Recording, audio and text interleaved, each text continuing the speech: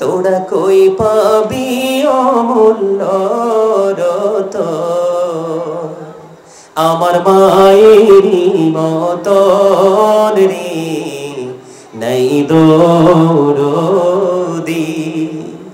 তোরা কই পাবি অমূল্য রতন সবাই তোরা কই পাবি অমূল্য রতন আমার মায়েরই মতন রে নাই দরদি নাই বিজা জাগায় মায়ে শুয়া শুকনা জাগায় আমায় রাইখা গো ওসি কত কষ্ট করনি রে মায়ে আমার লালনার পালন রে নাই দরদি আমার মায়ে মইরা গেলে আমি কাকে ডাকিব মা মা বলে মা মা গো অসে কত কষ্ট করনি রে মায়ে আমার লালনার পালন রে নাই দরদি যে সজনে কান্দে লইয়া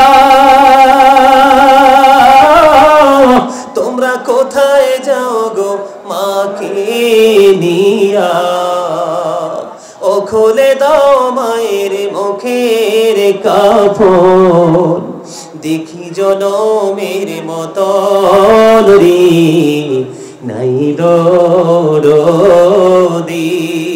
তোরা কই পাবি অমূল্য রতন আমার মায়েরই মতন রে নাই দরদি অন্ধকার কবরের মাঝে কি জানি কি আযাব হবে ও সে মাফ করে দাও আল্লাহ মাবুদ আমার জনম দুঃখিনী মাকে নাই দরদি মারহাবা বলেন না কথাগুলো বাস্তব না আরো জোরে বলেন আপনি যখন ছোট ছিলেন মা কত কষ্ট করেছে কিন্তু কষ্টের আঁচড়ও আপনার গায়ে লাগতে দেয় নাই ঠিক কিনা বলেন আরো জোরে বলেন বন্ধুরে আমার আমি আপনাদেরকে ছোট্ট করে মদিনা থেকে একটা ঘটনা শোনাবো বন্ধু মা হলেন মাজুর মা হলেন ল্যাংড়া মা হলেন আতুর হাঁটতে পারে না চলতে পারে না বন্ধু কিন্তু মায়ের শখ হলো আমি খানায় কাবা তওয়াফ করব সুবহানাল্লাহ বলেন না কিন্তু মা তো হাঁটতে পারে না মা তো চলতে পারে না এবার কি করলেন বন্ধু আমার দিকে তাকান এবার মা তার একটা মাত্র সন্তান এই সন্তানটা মাকে কাঁধে করিয়া 7 বছর পর্যন্ত খানায় কাবা তওয়াফ করিয়েছে আওয়াজ তুলে তোরে বলেন না সুবহানাল্লাহ কত বছর ও মির্জাপুরের মানুষ আমার ভাই আমার বাবা গো মা যে কত বড় ধন বাবা যে কত বড় নিয়ামত এটা যারা মা হারিয়েছে রে বাবা যারা হারিয়েছে রে তারা ছাড়া পৃথিবীর কেউ বুঝতে পারবে না এই যে দেখেন একটা ছেলের অবস্থা মায়ের কথা বলতে দেরি রে হাউমাউ করে চিৎকার করতে সে দেরি করে না কারণ যে মা হারিয়েছে পুরো পৃথিবী তার শূন্য হয়ে গেছে ঠিক কিনা বলেন বন্ধু পৃথিবীর সকল দুঃখ বলে যায় একমাত্র মায়ের আঁচল তলে গেলে সন্তান আর কোন সুন্দর জায়গা নাই রে বন্ধু সন্তানটা 7 বছর 1 বছর 2 বছর নয় 7 বছর মাকে কাঁধে করে বন্ধু খানায় কাবা তওয়াফ করিয়েছে 7 বছর তওয়াফ করানোর পরে সাদিকুত তাইয়ার নামক আবেদকে ডাক দিয়ে বললেন আমার মা মাজুর, আমার মা চলতে পারে না, আমার মা হাঁটতে পারে না। আমি 7 বছর পর্যন্ত আমারে কাঁধে করিয়া আমি আমার মাকে খানায় কাবা তাওয়াফ করিয়েছি। আপনি বলে দেন আমার মায়ের দুধের ঋণ আমি শোধ করতে পারছি কিনা? ওই সাদেক তাইয়ার একটা ডাক দিয়ে বলে, ওরে পাগল, শুধু 7 বছর নয় রে, তোমার হায়াত যদি 50,000 বছর হয়, কত হাজার?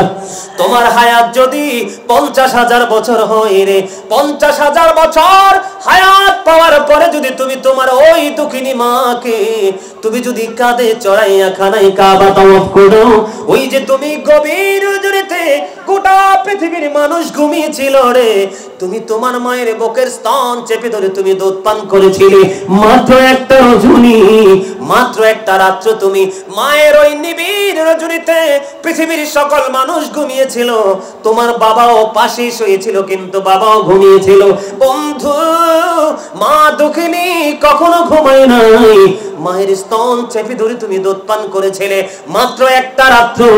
50,000 বছর হায়াত পাওয়ার পরে ওই 50,000 বছর যদি তুমি তোমার মাকে কাঁধে করে খানায় কাবা তাওয়াফ করো, একটা রাত্রে যে দুধ খেয়েছো, একটা রাত্রে দুধের ঋণ তুমি শোধ করতে পারবা না।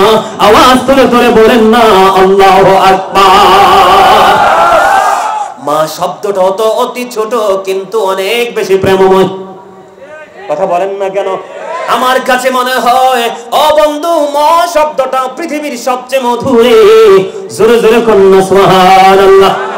এই জন্য বলেছি যাদের মা বাবা দুনিয়ায় বেঁচে আছে বন্ধু, মা যদি ডাক দে মায়ের কাছে চলে যাও। মা যদি অসুস্থ হয়, কাজের বুয়া নয়, নিজের বিবি নয়, সম্ভব হলে নিজেই মায়ের পাশে সেবা করো। কারণ তুমি যখন অসুস্থ হয়েছিলে, মা দুঃখিনী পৃথিবীর কোন নারীকে তোমার কাছে আসতে দেয়নি। ওই জনম দুঃখী মাই তোমাকে মানুষ করেছে, তোমাকে সেবা করেছে। কিন্তু মায়ের বেলায় কেন রে কাজের লোক? কথা বলেন না কেন? এগুলো বিবেকবান মানুষ যারা, সত্যিকারের বিবেকবান যারা, তাদের কলিজায় ঢুকবে। বিবেকহীন যারা, তারা এগুলো রোশন কত বুঝবে না বন্ধু, ঠিক কিনা বলেন? বন্ধুরে আমার, মা বড় নিয়ামত। আমি কেমন করে বুঝাবো? মায়ের দাম বোঝানোর জন্য বলছি বন্ধু। একদিন মূসা নবী আল্লাহ রাব্বুল আলামিনকে প্রশ্ন করলেন, ওগো আল্লাহ, আমার সাথে জান্নাতে বন্ধু হয়ে যাবে আমার উম্মত কে? এবার আল্লাহ রাব্বুল আলামিন মূসা কালিমুল্লাহকে একটা ডাক দিয়ে বললেন, রে মূসা, তুমি বলো কি, চলে যাও, ওখানে গিয়ে দেখবা একজন মানুষ গোশত বিক্রি করে যার নাম হলো আলী বিন মুআফিক। এবার দৌড়ে চলে গেলেন বন্ধু। যাওয়ার পরে দেখতে পেলেন ওই আলী বিন মুআফিক একজন কসাই। গভীরভাবে মন দিয়ে শোনো যুবক, আলী বিন মুআফিক একজন কসাই। এত বিশ্রী তার চেহারা, পৃথিবীর কোন মানুষের সাথে তাকে মিলানো যায় না। মূসা কালিমুল্লাহ দেখে আশ্চর্য হয়ে গেলেন, কি ঘটনা, এত বিশ্রী চেহারার মানুষ, এত কুৎসিত চেহারার মানুষ, সে নাকি আমি মূসার বন্ধু রে, কেমন করে সেই এই যোগ্যতা অর্জন করলো? আমি মূসা আজকে সময় দেব। ঘুরতে ঘুরতে ঘুরতে ঘুরতে তার গোশত বিক্রি করা শেষ হয়ে গেল। মূসা নবীর সঙ্গে বন্ধু বাড়ি চলে গেল। বাড়ি যাইয়া দেখলেন বুড়িমা সারাদিন গোশত বিক্রি করলো। ওই আলী বিন মুআফিক ইনি নিজে না খেয়ে আগে মাকে খাওয়ালেন। মাকে খাওয়াইয়া শান্ত করে এবার ওই আলী বিন মুআফিক গেলেন ফ্রেশ হওয়ার জন্য। এবার দেখলেন ওই বুড়িমা দুইটা হাত তুলে আল্লাহর দরবারে বলতেছে, কি যেন বলতেছে। মূসা একটা ডাক দিয়ে বললেন, ওগো বুড়িমা, আমাকে বলে দাও তুমি কি বলতেছো, আল্লাহর কাছে কে চাইতেছো, আপনি কে গো, আপনার কাছে কেনই বা আমি কথাগুলো বলবো? এবার মূসাকে ডাক দিয়ে বললেন, ও মূসা, আপনি কে? কয়, আমি আপনার নবী মূসা, আমি আল্লাহর কাছে দরখাস্ত দিয়েছি আমার সন্তানকে যেন আমার আল্লাহ মূসা নবী বন্ধু বানাইয়া জান্নাতে দেয়। এবার এই মূসা কালিমুল্লাহ একটা ডাক দিয়ে বললেন, ও বুড়িমা, আল্লাহ তোমার ডাক শুনেছে, তোমার ডাক কবুল করেছে। আমি দরখাস্ত দিয়েছিলাম আল্লাহর কাছে, আমার সাথে কে রে জান্নাতে বন্ধু হয়ে যাবে? আমার আল্লাহ তোমার এই আলী বিন মুআফিকের ঠিকানা দিয়েছে। জোরে জোরে কন্যা সুবহানাল্লাহ।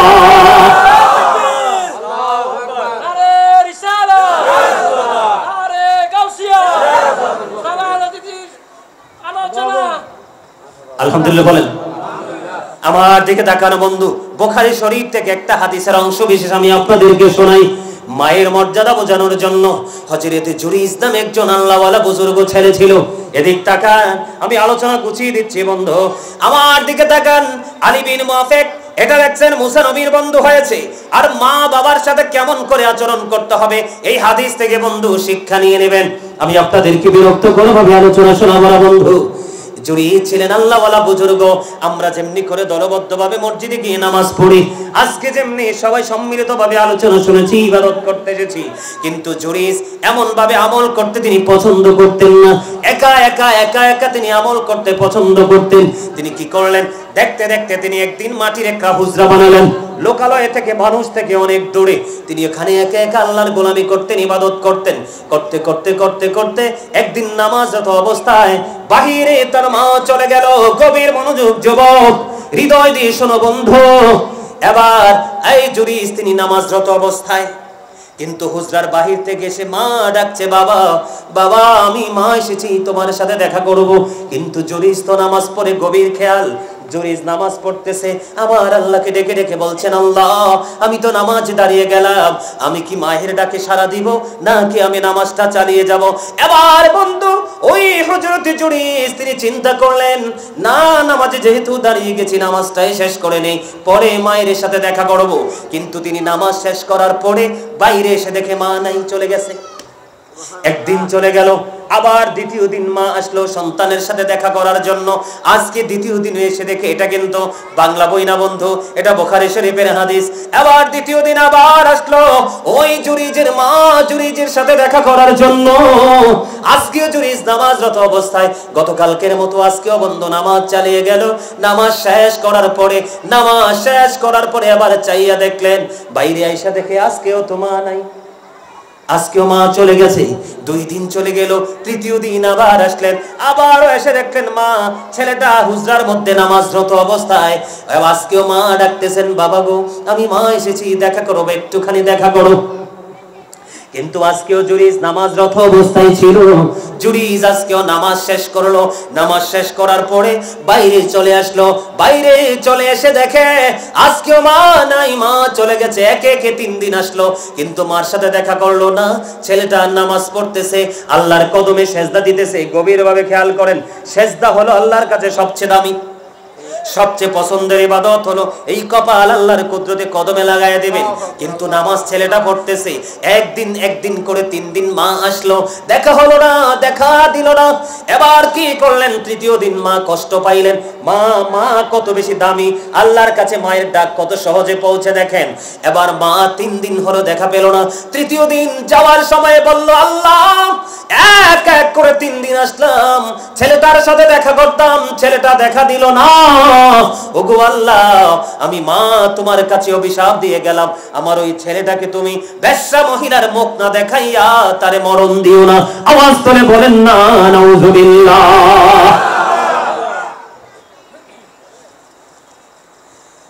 খেয়াল করছেন? এবার কি করলেন, মা তো অভিশাপ দিয়ে চলে গেল, পাশেই কিন্তু ছিল এক বেশ্যা মহিলা বসবাস করত।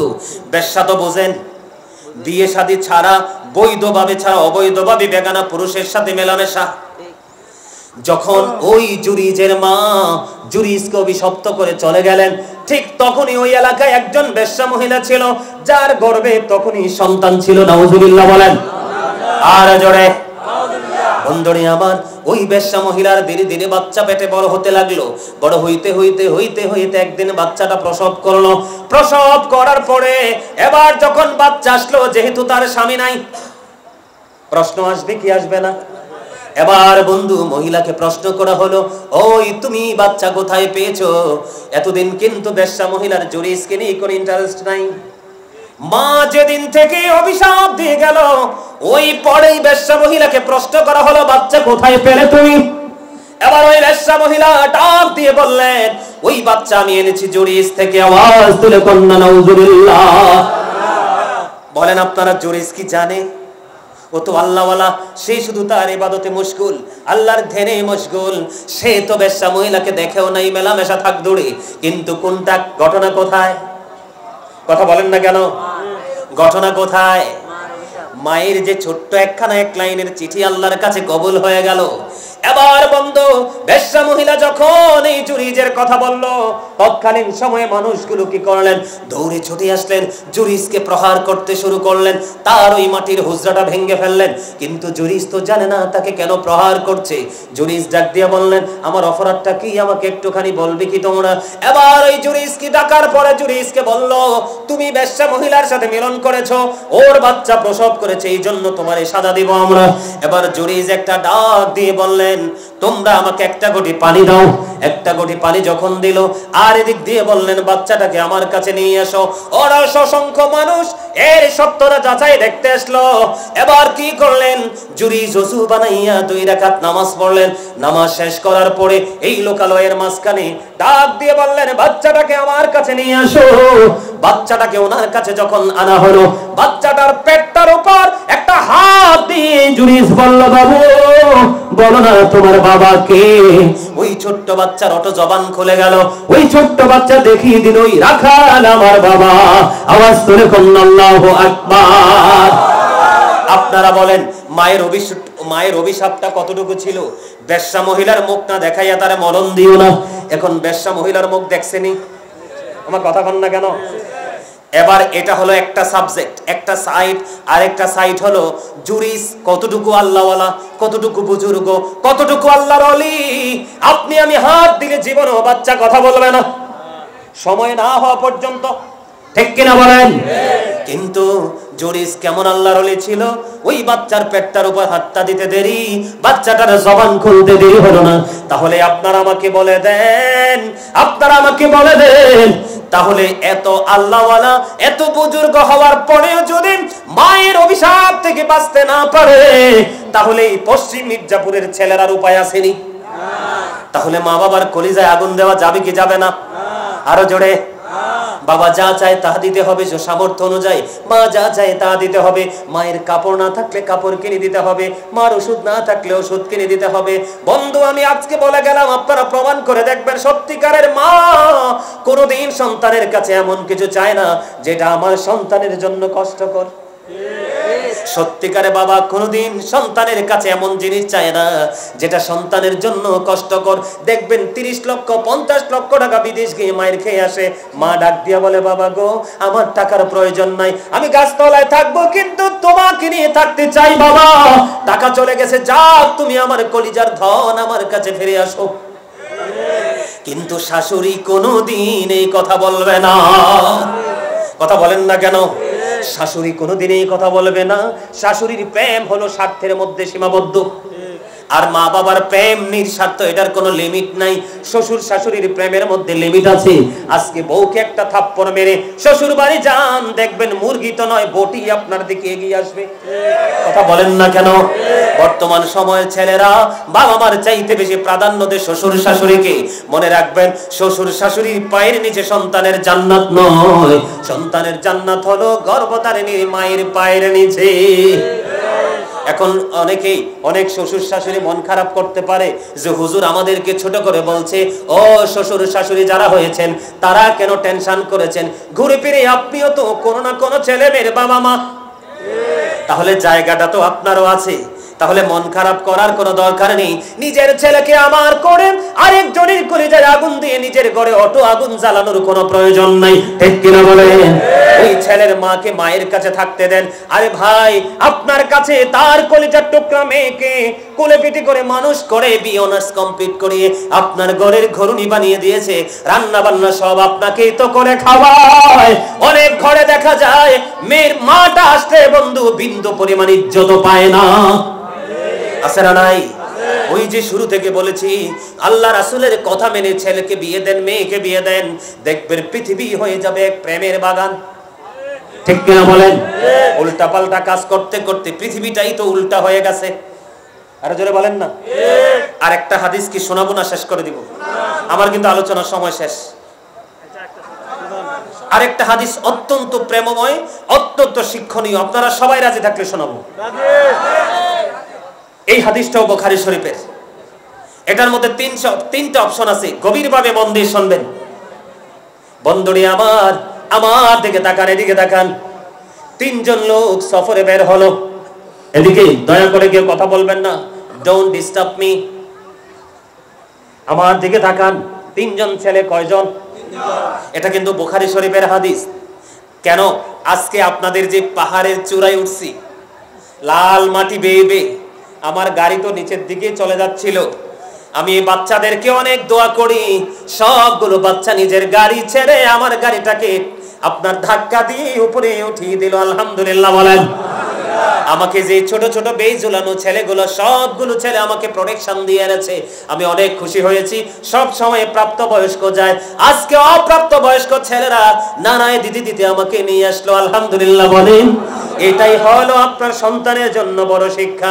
একজন আলেমকে রিসিভ করো, একজন আলেমকে মূল্যায়ন করো, তার প্রতি ভালোবাসা স্থাপন করো।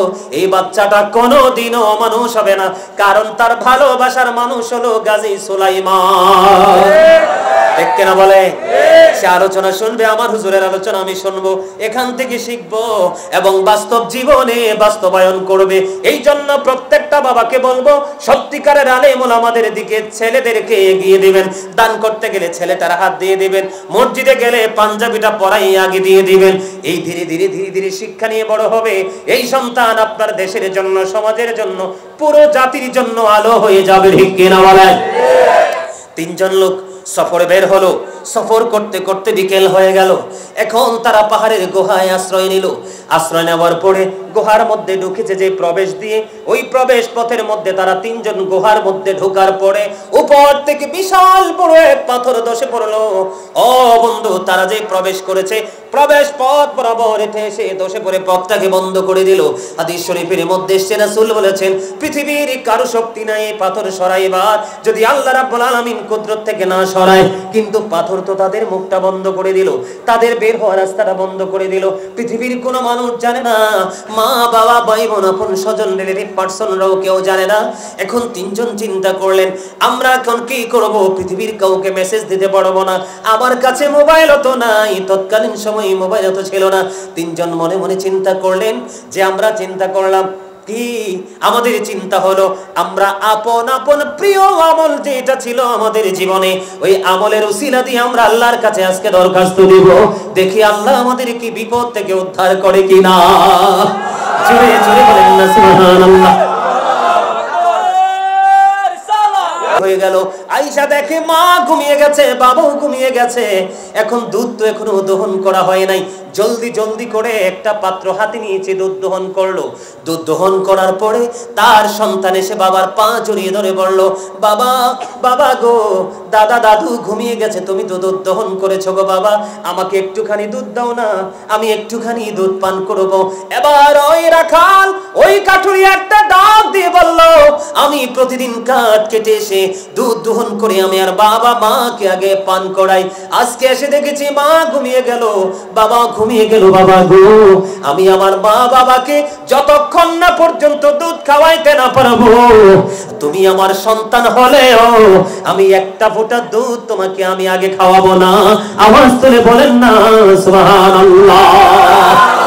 আর এখনকার বেয়াদব ছেলেরা মানি দেখে ফেলে, বাবানি দেখে ফেলে, এসে আগে বউয়ের হাতে দিয়ে দেয়, কিন্তু জানে না বউয়ের সাথে প্রেম হলো স্বার্থের, মায়ের সাথে প্রেম হলো দুনিয়া আখিরাতের। বলে হুজুর, বিবির সাথে কি প্রেমটা দুনিয়া আখিরাতের না? হ্যাঁ, বিবির সাথেও প্রেমটা দুনিয়া আখিরাতের, তবে আগে বাবা মা, তারপরে বিবি।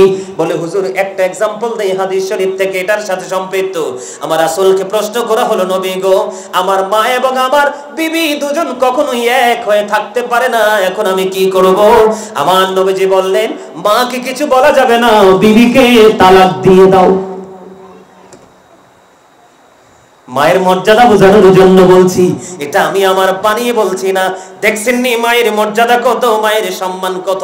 তোমার বিবিকে যদি মা যদি সহ্য করতে না পারে, পছন্দ করতে না পারে, তুমি মাকে কিছু বলো না, বিবিটাকে তালাক দিয়ে দাও, সসম্মানে মোহরানা দিয়ে, ঘাড় ধাক্কা দিয়ে নয়, যেমনি লাল বেনারসি পরিয়ে ঘরে এনেছো, মোহরানা দিয়ে সেটা দিয়ে সসম্মানে বিদায় করো। বিবি, বিবি রে, আমি তোমাকে ছেড়ে দিলাম, কিন্তু মাকে ছাড়তে পারবো না। কেন গো স্বামী? কেনা, এটা আমার মালিকের অর্ডার। বন্ধুরে আমার, এই জন্য কিন্তু একটু ঝগড়া করে বউ তালাক দিন না। বলে গাজী হুজুর বলে গেছে এটা করা যাবে না, তাকে সুযোগ দিতে হবে, ঠিক কিনা বলেন? মাকেও বুঝাইতে হবে, বিবিকেও বুঝাইতে হবে, অটোই কন্ট্রোলে চলে আসবার, আল্লাহর কাছে সাহায্য চাইতে হবে, ঠিক কিনা বলেন? এবার সন্তান তো ডাকে, বাবা গো দুধ দাও না। না না দিব না। বাবা দিবা না? কয় না দিব না, যতক্ষণ না পর্যন্ত আমি আমার বাবা মাকে দুধ খাওয়াইতে না পারবো। ও কেমন পাগল সন্তান রে, ফজর পর্যন্ত দুধের পাত্র হাতে নিয়ে মায়ের দরজায় দাঁড়ানো। ফজরের আজান যখন দিল, সমস্যা না না না, ফজরের আজান যখন দিল, বাবা মার ঘুম ভাঙলো, সবার আগে বাবা মাকে দুধ খাওয়ালো। এখন আজকে এই বাবা মার এমন পাগল সন্তানটা আজকে পাহাড়ের গুহায় বন্ধ বিপদে, পৃথিবীর কেউ তো জানে না, এটা জানি শুধু আপনার আমার মালিক, ঠিক কিনা বলে? এখন আল্লাহকে ডাক দিয়ে বললেন, ওই পাগল ছেলেটা, আল্লাহ পৃথিবীর কেউ তো জানে না গো এই বিপদের খবর, আমার ওই দিনের আমল, ওই দিনে যে আমি আমলটা করেছিলাম, বাবা মার সাথে প্রেমের ডোরি লাগিয়েছিলাম, এটা একমাত্র তুমি আল্লাহকে খুশি করার জন্য। ওই দিনের এই কাজ যদি তুমি পছন্দ করো গো, তাহলে আজকে আমাকে বিপদ থেকে তুমি উদ্ধার করো না গো আল্লাহ। এই কথা দোয়া শেষ হইতে দেরি রে, এবার চাইয়া দেখে আল্লাহর কুদরতে বন্ধু, পাথরটা একটুখানি সরে গেছে। বলেন না সুবহানাল্লাহ। কিন্তু হাদিস শরীফের মধ্যে এসেছে, পাথর সরেছে বটে, কিন্তু বের হওয়ার রাস্তা এখনো হয় নাই। এবার দ্বিতীয় জন, গভীর গভীর খেয়াল, এটা যুবকদের ওয়াজ, যুবতীদের ওয়াজ। দ্বিতীয় জনের আমল কি জানেননি? সে তার চাচাতো বোনকে ভালোবাসতো, একেবারে অপূর্ব সুন্দরী, একেবারে যুবতী চাচাতো বোনটাকে ভালোবাসতো, সব সময় তাকে কাছে পেতে চাইতো, কিন্তু মেয়েটাকে কোনোভাবে সেই কাছে আনার সুযোগ পাচ্ছে না। একটা সময়, তৎকালীন সময়ে দুর্ভিক্ষ শুরু হয়ে গেল। দুর্ভিক্ষ যখন শুরু হয়ে গেল, বাবা মা মেয়েটা থেকে দূরে চলে গেল। ওই যুবক আজকের যে দ্বিতীয় ছেলে আল্লাহর কাছে দরখাস্ত দেওয়ার জন্য প্রস্তুতি নিয়েছে, পাহাড়ের গুহা থেকে ওই ছেলেটা, ওই দুর্ভিক্ষ যখন শুরু হলো, 200 দিরহাম মেয়েটাকে দিল। দেওয়ার পরে বলল, আমি তোমার কাছে আসতে চাই, আমার মনোবাঞ্ছা পূর্ণ করতে চাই। যখন এই ছেলেটা 200 দিরহাম দিয়ে মেয়েটার একেবারে উরুর কাছাকাছি চলে আসলো, হাদিস শরীফ কিন্তু বাংলা বই থেকে নয় বন্ধু, উরুর কাছাকাছি যখন চলে আসলো, ওই আল্লাহওয়ালা বুজুর্গ যুবতী মেয়েটা একটা ডাক দিয়ে বলল, তুমি যেখানে আছো সেখানে থামে যাও, জোরে কন্না সুবহানাল্লাহ। মেয়েটা যুবক ছেলেটাকে বললেন, তুমি যেখানে আছো সেখানেই তুমি থেমে যাও, আর একটা সেকেন্ডের জন্য তুমি সামনের দিকে আগাইও না। কেন রে? এই জন্য তুমি আগাবে না, কারণ আমার যিনি স্বামী হবে, আমি যার ঘরের গরণী হব, যে লাল বেনারসি পরে আমাকে বউ বানিয়ে ঘরে নেবে, তার জন্য আমার ইজ্জত রক্ষা করে রাখতে হবে, ধরে রাখতে হবে। আমার এই হক হলো আমার স্বামীর, আমি তোমাকে সেই হক দেব না। ও বন্ধু যুবক, তাম এমন আল্লাহর রহমত তার সিনায় ঢুকলো, সেই মেয়েটাকে ছেড়ে তাৎক্ষণিকভাবে দূরে চলে গেল। এবং হাদিস শরীফের মধ্যে এসেছে 200 দিরহামের দাবিও সে ছেড়ে চলে গেল। আজকে এই ছেলেটা বিপদে পড়ে আছে, পৃথিবীর কেউ জানে না। আল্লাহকে একটা ডাক দিয়ে বললেন, ওগো আল্লাহ, ওই দিন আমি চাইলে যা ইচ্ছা তাই করতে পারতাম, আমি তোমাকে ভয় করে তোমার সন্তুষ্টির জন্য ওই যুবতী মেয়েটাকে ছেড়ে চলে এসেছি। ওই দিনের কাজ যদি তোমার পছন্দ হয়, তাহলে আজকে আমাকে বিপদ থেকে রক্ষা করো। দোয়া শেষ হইতে দেরি রে, চাইয়া দেখে পাথর খানি একটু সরে গেছে। জোরে জোরে কন্না সুবহানাল্লাহ। আর এখনকার ছেলে মেয়েরা ম্যাক্সিমামই অসভ্য, কথা বলেন না কেন?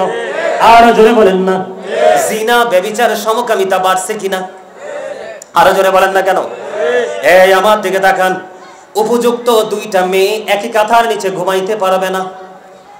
একটা ছেলে আর একটা ছেলের লজ্জাস্থানের দিকে তাকাইতে পারবা না। একটা ছেলে, দুইটা ছেলে একই কাঁথার নিচে ঘুমাইতে পারবা না। ফুটফুটি সুন্দর মিষ্টি ছেলেও যদি হয়, কিশোর যদি হয়, ও বন্ধু, তখন কোন উপযুক্ত ছেলের সাথে নির্জনে কোনো জায়গায় বেড়াইতে দিতে যাওয়া যাবে না। এগুলো মনে রাখতে হবে রে, এগুলো মনে রাখতে হবে, এগুলো শিক্ষা। কারণ জিনা ব্যভিচার, ও বন্ধু, সমকামিতা ছিল লূত আলাইহিস সালামের জামানায়, আখির নবীর জামানায় এগুলো থাকতে পারে না। যদি আসে গজব থেকে বাঁচতে পারবো না। তৃতীয় জন, এবার আসেন তৃতীয় জন। তৃতীয় জনের আমল হলো অত্যন্ত গুরুত্বপূর্ণ শিক্ষা। তৃতীয় জনের আমল হলো, উনি কাজের লোক দিয়ে তিনি কাজ করিয়েছিলেন। সবাইকে তিনি বেতন দিয়ে দিলেন, কিন্তু একজন বেতন নেওয়া ছাড়া চলে গেল। বেতন ছাড়া যখন চলে গেল, ওই যে তার পারিশ্রমিক বেতনটা মালিকের কাছে আছে। এবার মালিক কি করলেন, তার এই বেতনের টাকা তো নেই নাই, তিনি কি করলেন, এটাকে ইনভেস্ট করলেন। কেমনে করছে? আমরা গরুর বাচ্চা কিনি কি কিনি না? এটা বড় হয় না, বাচ্চা দেয় না। ছাগল বলেন, গরু বলেন, দুম্বা বলেন, বন্ধু মহিষ বলেন, যেটাই বলেন, ওই যে যখন ওই সে ইনভেস্ট করলো, বন্ধু করতে করতে ওই পশু তিনি কিনলেন, পশু বড় হলো, বাচ্চা দিল, বাচ্চা দিদি দিদি দিদি দিতে বিশাল বন্ধু বাচ্চার পশুর পাল হয়ে গেল।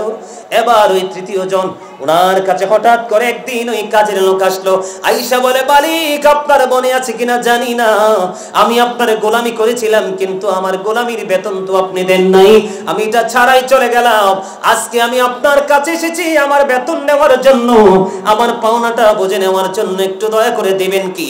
এই কথা বলার পরে এবার ওই মালিক ডাক দিয়ে বললেন, ওই মাঠের দিকে নজর দাও, ওই মাঠের দিকে চাইয়া দেখো, ওই যে পশুর পাল দেখা যায়, এই সবগুলো তোমার। জোরে জোরে কন্যা সুবহানাল্লাহ। ওই কাজের লোকটা আশ্চর্য হয়ে গেল, মালিক আপনি কি বলছেন গো? কয় হ হ, তুমি যেই দিন আমার কাছে পারিশ্রমিক রেখেছিলে, একটা বাচ্চা কিনেছিলাম, বাচ্চা বড় হলো, মা হয়ে বাচ্চা দিল, আরেকটা বাচ্চা বড় হলো, এমনি করতে করতে পশুর পাল বড় হলো, এগুলো আমি শুধু দেখি শুনে রেখেছি, এগুলোর আমি মালিক না, এগুলো তুমি নিয়ে যাও। ওই কাজের লোকে এইগুলো নিয়ে গেল। আজকে সে আল্লাহর কাছে দরখাস্ত দিচ্ছে পাহাড়ের গুহা থেকে, আল্লাহ ওই দিন যে আমি কাজ করেছিলাম ওইটা তোমার সন্তুষ্টির জন্য করেছিলাম, এটা যদি তোমার কাছে পছন্দ হয় গো, আমাকে আজকে বিপদ থেকে রক্ষা করো। সঙ্গে সঙ্গে পাথর পুরোটা সরে গেল, তিনজনই বিপদ মুক্ত হয়ে গেল। আরো জোরে বলেন না সুবহানাল্লাহ। আর এখন আমরা কি করি? কাজের লোকের কিভাবে বেতন কম দিব সেই চেষ্টা করি, ঠিক কিনা বলেন? গরুর গোস্ত 1 কেজি কিনা বাজার আইনা জীবনও 1 কেজি পাবেন না। মাছ 1 কেজি কিনে এনে আপনার পাল্লি দিয়ে মাপলে 1 কেজি পাবেন না। আম ভালো কিনে আনবেন, বাইশাতে একটা না একটা নষ্ট আছেই, আছে না নাই? ওয়াকিমুল ওয়াজনা বিল কিসতি ওয়ালা তুখসিরুল মিজান। সূরা রহমান আল্লাহ বলেছেন, ন্যায্য ওজন কায়েম করো, ওজনে কম। যেটা বলতে চাইছিলাম, ওই যে মায়ের যে একটা প্রেমের সম্পৃক্ততা আছে, এই জন্য হাদিসটুকু আপনাদেরকে জানিয়ে দিলাম। তাহলে মা বাবার সাথে সম্পর্ক রাখার দরকার আছে না নাই? সম্মানিত উপস্থিতি, আর আলোচনা করছি না, অনেক লম্বা আলোচনা হয়ে গেছে। এখন আমি একটু নবীজিকে দাঁড়িয়ে সালাম দিব, কিয়াম করব, মোনাজাত দিব। তাবারক আছে? তাবারক আছে? আমি যখন দাঁড়াবো আপনারা সবাই কাতারবদ্ধ হয়ে যাবেন। কি হয়ে যাবেন? নিজ নিজ দায়িত্বে, ডিস্টার্ব করবেন না তো? আপনারা যে সুন্দর করে আলোচনা শুনেছেন, কথা বলেন। আমি যখন দাঁড়াবো আপনারা নিজ নিজ দায়িত্বে কাতারবদ্ধ হয়ে যাবেন, ঠিক আছে? তারপরে বসার পরে আমার মোনাজাতের মাধ্যমেই আমি তাবারকটা দিয়ে দিব, একসাথে সব শেষ হয়ে যাবে। করবেন তো? আমার আল্লাহ আল্লাহ আল্লাহ লা ইলাহা ইল্লাহ আল্লাহ আল্লাহ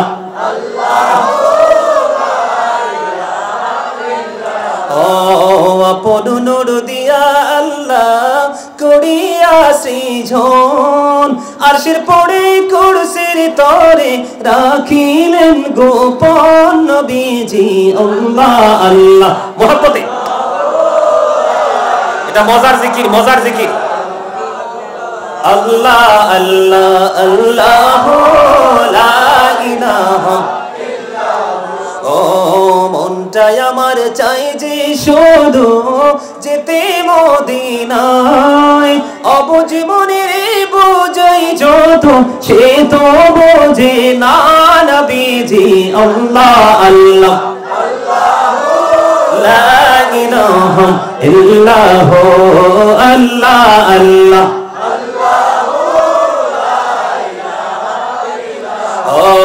না জানি তো বাইতে নৌকা, না জানি সাঁতার, হায়রে দয়া করে পার করিও জাহান্নাম মাঝার নবীজি। আল্লাহ আল্লাহ লা ইলাহা ইল্লাহ আল্লাহ আল্লাহ। ও प्यारे सुरोते हंसता सेहरा, मुँह से जड़ते फूल, चांदी का टुकड़ा नूर का पुतला होगा प्यारा रसूल बीजी अल्लाह अल्लाह ला इलाहा इल्लल्लाह।